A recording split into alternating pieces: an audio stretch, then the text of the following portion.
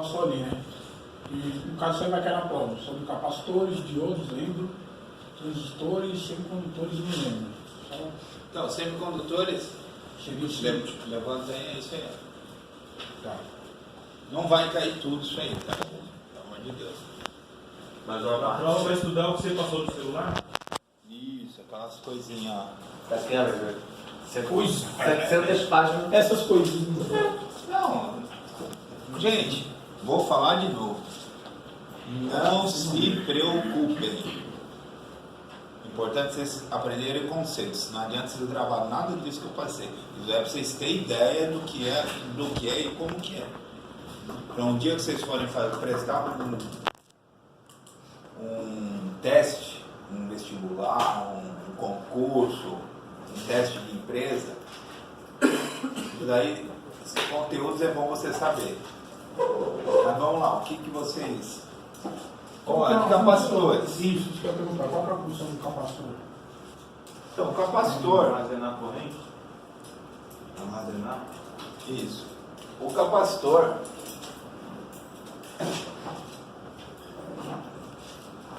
Você tá fazendo videoaula já? Bota no ao vivo, cara.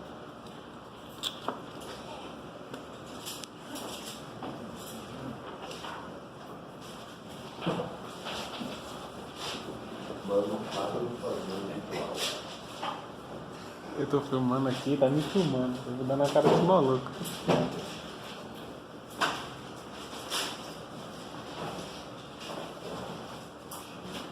Cara, eu dormi no trânsito, velho. Foi um perigo, hein, cara?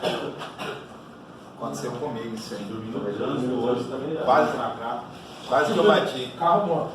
Carro. Sabe o que eu tô fazendo, Alexandre? Tô sempre com um salgadinho, um amendoim, pra ir mastigando que você não dorme. Eu só encostei a... Eu dormi desculpando o dente que eu vou dormir mais cedo. Como estou no bar. Bom, pra mim funciona, né? Bom, vamos lá.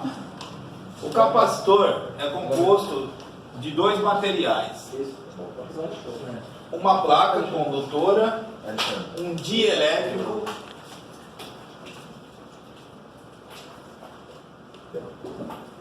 O que é o dielétrico, gente? Como é que é, professor? Volta aí. O capacitor é composto de dois materiais básicos. O condutor, que é a placa, e o dielétrico. O condutor eu já falei o que é. O que é o dielétrico? Vocês lembram? O condutor todo mundo sabe o que é, né? Conduz isolante? É um... Não, condutor. Ah, Condutor é o que vai conduzir. conduz os elétricos, certo? E o dielétrico? Que segura? Isolante. É o isolante. É o que separa as placas para que elas não fiquem em contato, em curto-circuito, certo? Outra, o isolante tanto pode ser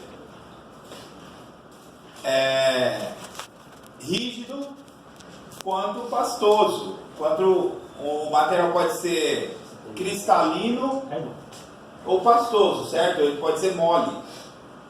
Um exemplo de material mole, uma borracha, um betume, que era usado antigamente. Material rígido, Juarez, material rígido isolante. Resina de... Resina, o que mais? Mica, poliéster, tântalo. Qual a diferença? Que materiais tidos como moles, eles são para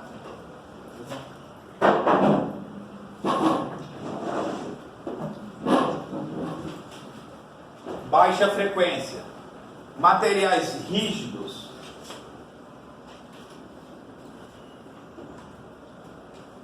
alta frequência.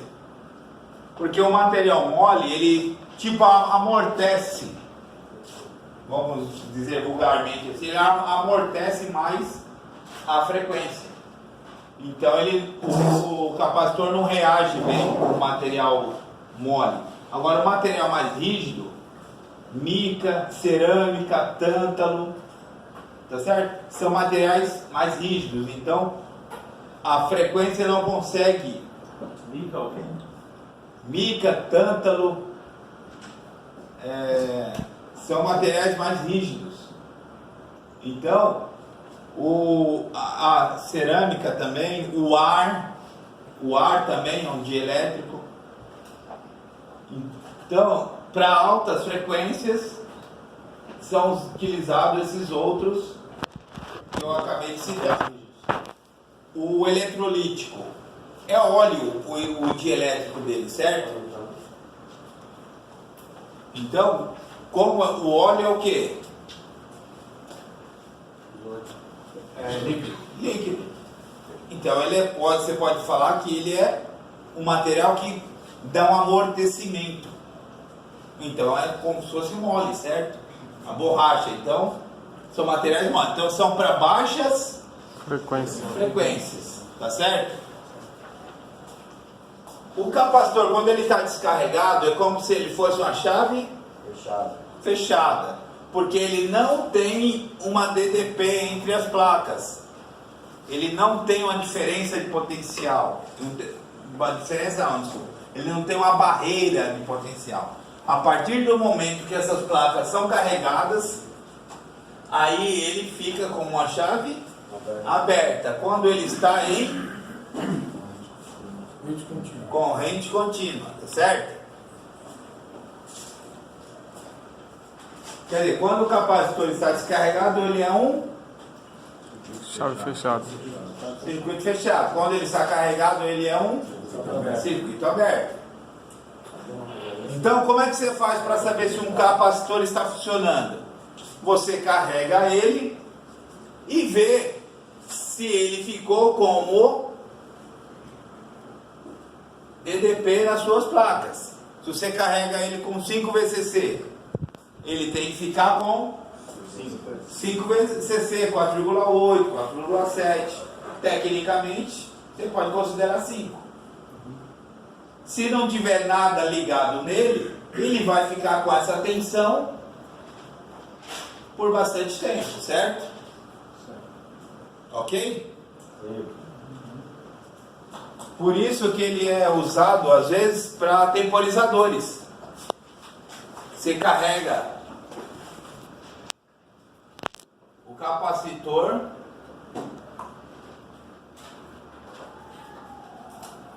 e depois põe ele num circuitinho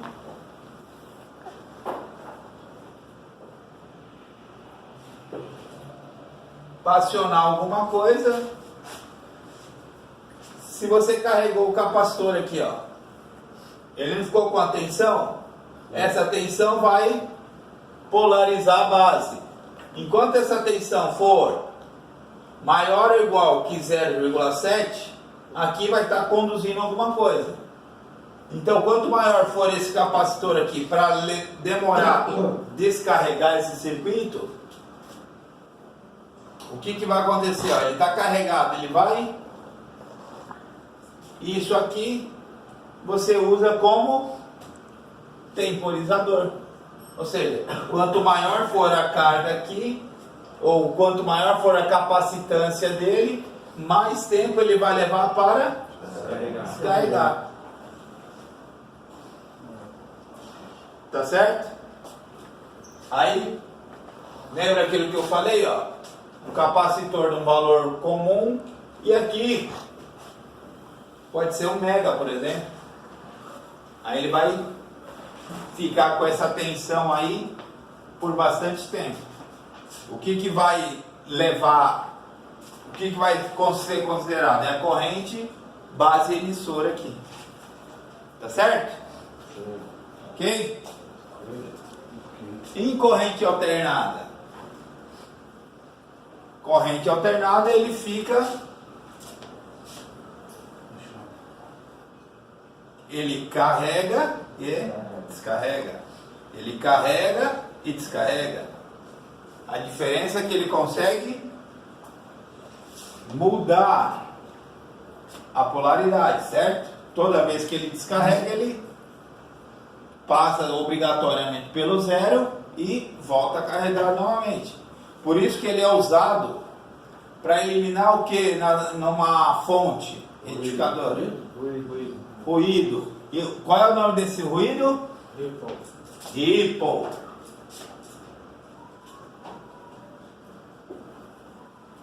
Certo? Então, uma fonte, quanto menor for a tensão de Ripple, melhor é a qualidade da fonte.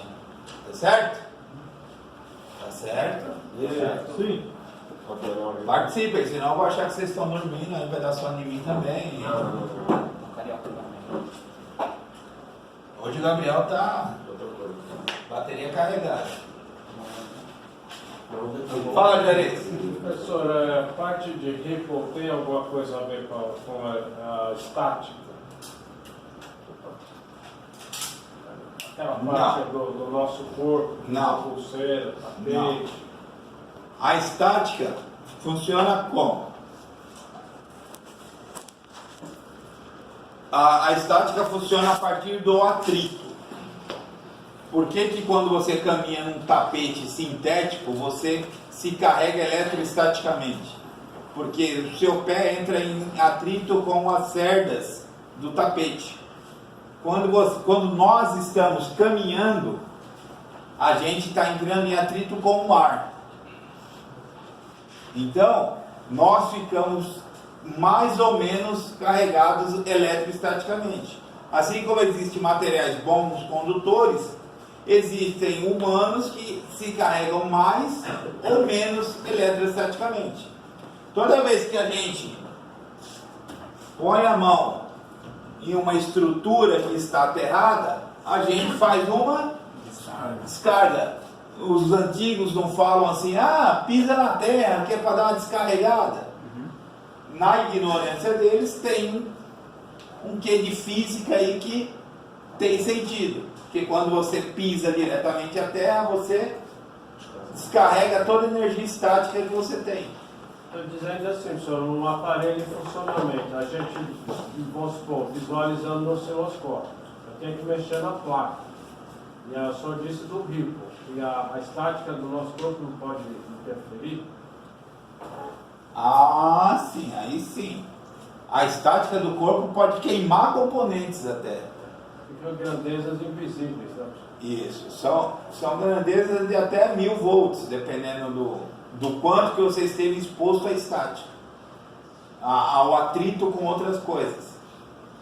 Empresas que trabalham com plástico, por exemplo, todo ponto elétrico da máquina tem que ser conectado e aterrado, porque o atrito do plástico gera uma estática muito alta. Tudo que fica em movimento gera estática, e tudo isso tem que ser aterrado. Então, se a gente fica perto disso, a gente também recebe eletricidade estática, você tem que ser descarregado. Tanto é que os manutencistas dessas placas usam uma pulseirinha aterrada. O cara não pode começar a mexer na placa enquanto ele não está com a pulseira aterrada. Eu trabalho em máquina de soldar a onda de PCI. Então, mas o Ripple não tem nada a ver com a estática, tá bom? A estática também é um ruído, mas não tem nada a ver com o Ripple, tá bom? Isso é aquele plástico que se involucra a PCI. O pastor, ele carrega e descarrega. Só que isso só funciona para tensões baixas.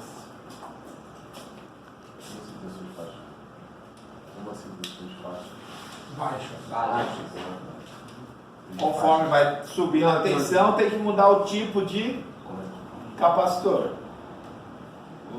E não só a tensão, a frequência também passa a ter influência, tá? Para corrente alternada, qualquer tipo de capacitor serve? Não. Porque eu ouvi na pesquisa que eu tive que fazer, que eu vi que uns lá não tem polaridade, né? São os eletrolíticos.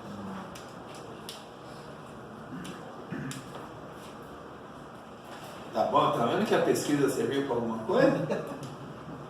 Ok?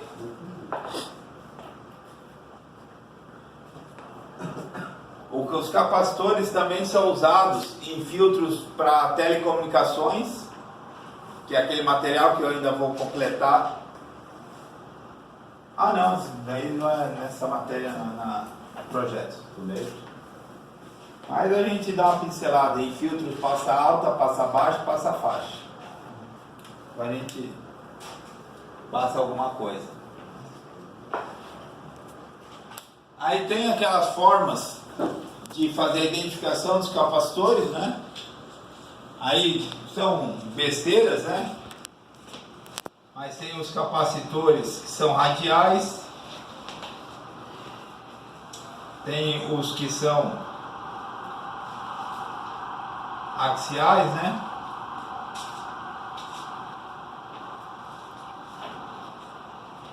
Tem capacitor não polarizado? São os eletrolíticos.